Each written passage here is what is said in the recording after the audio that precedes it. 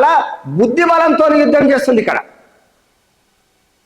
అంటే సింధు జలాలు ఆపివేయడమే కావచ్చు, గగనతలాన్ని మూసివేయడమే కావచ్చు, మరి బార్డర్ చెక్ పోస్టులను మూసివేయడమే కావచ్చు, GPS విధానాన్ని రద్దు చేయడమే కావచ్చు, ఇక పోస్టల్ వ్యవస్థ ఏదైతే ఉందో ముఖ్యంగా మరి కొరియర్ పోస్టల్ వ్యవస్థలన్నిటి కూడా నిలిపివేయడం. చాలా స్పష్టం ఇది ఇక్కడ. ఎంత చాలా స్పష్టం అంటే ఇంత స్పష్టంగా ఒక మంచి నిర్ణయం తీసుకున్నది ఎవరు అని అంటే